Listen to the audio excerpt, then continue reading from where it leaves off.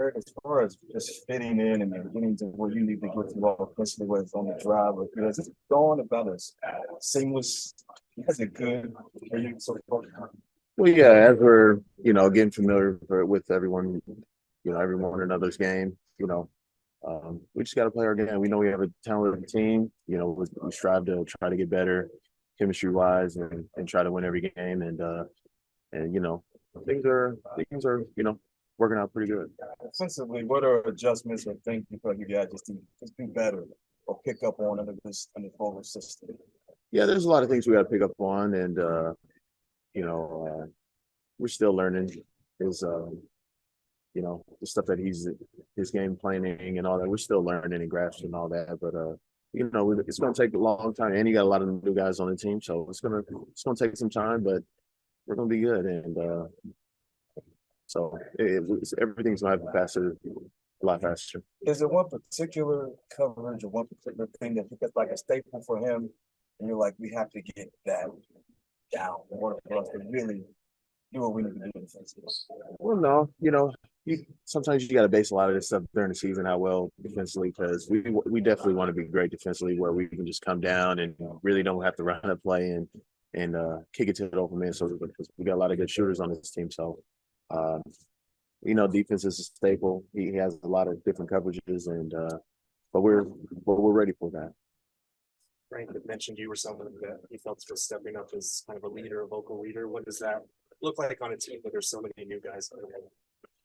Well, yeah, I've always a lot of teams that I've been on. I've always been like kind of like the peacemaker, like the communicator, between everybody on every team I've been on, and but no, like I said, everybody's going in to win, and that's the great thing about this coaching staff. Everybody's communicating with the players. I mean, consistently, and a lot of teams don't do that. I've been in this league for a while, and they communicate pretty well. I know it's only been 2 preseason games, but how's it been kind of sharing the court with 2 other shooters like Grayson and Yuta coming off the bench there? It's good because it opens up the floor. I'm able to get to the basket and also try to make plays for them too. And shooting creates a lot of opportunities on the floor. So as long as those guys continue playing well like they have been, and it's going to open up the floor for everybody else. Eric, are there any guys who stood out to you that are really buying into the scheme, the kind of principles that you guys are putting forth and impressing you? Well, it's hard to tell because we got such a lot of good talent on this team, and the expectations are high. So everybody's here to do well, and I wouldn't say it's no surprise, but we just have a really deep team. Everybody's going to have their sparks and their moments throughout the whole season. You're attacking the basket with some of those bully ball drives that you have. When did you kind of realize that was something that you could do? Well, I've been doing it my whole career. I've always been able to create my own shot, get to the basket, and shoot threes. Everybody, likes to see me shoot threes because I shoot them from distance, and I take a lot of them. But I've always been able to get to the basket, and I'm going to continue doing it. And so I always take the opportunity at hand. Do you even feel the contact? Because the defender seems to feel the contact. Well, I know I'm strong. I'm stronger than most guards, that's for sure. And but yeah, I love physicality, offensively, defensively, and because when playoff time comes, that's what it's really all about. And but that's my game. I like to play physical. To maximize those, when did you really start focusing on footwork in your development? Early on in my career. I mean, it's just all about, picking your position. I mean, it's all about getting wherever you want to, as a guard, getting wherever you want on the court. And then it'll go a long way shooting and just getting to the basket. You've been a productive player off the bench for a long time in your career.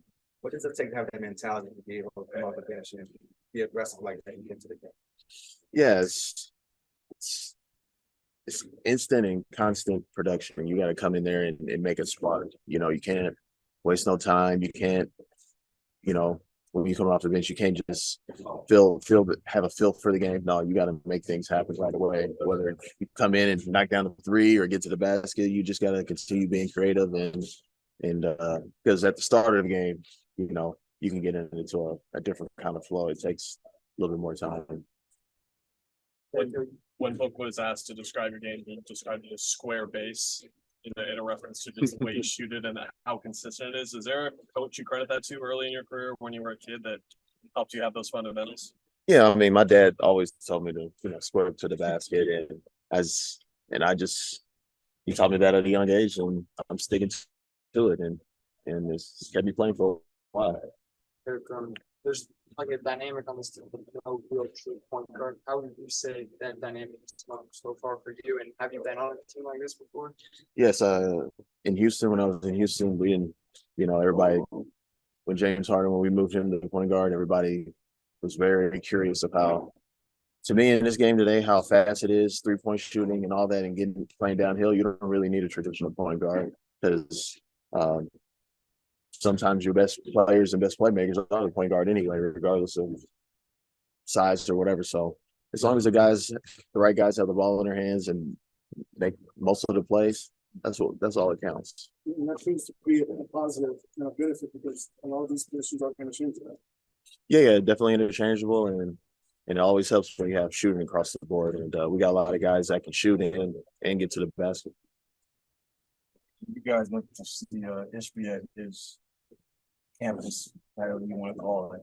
What impressed you most?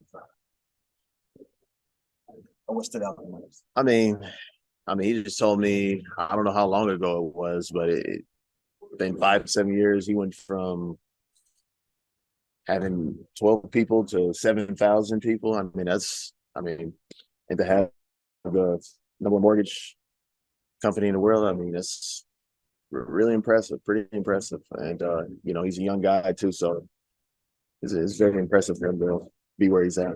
Did you a couple of guys were talking about the covered bridge and said it's like, yeah, longest bridge in America or something. I don't know, but it really is a long bridge. That's no doubt, and longer than any bridge you go through at an airport or whatever. But no, he has an impressive thing going on, and he's real about having chemistry within this team and what he has going on in Detroit. It's impressive. Thanks, Thank you.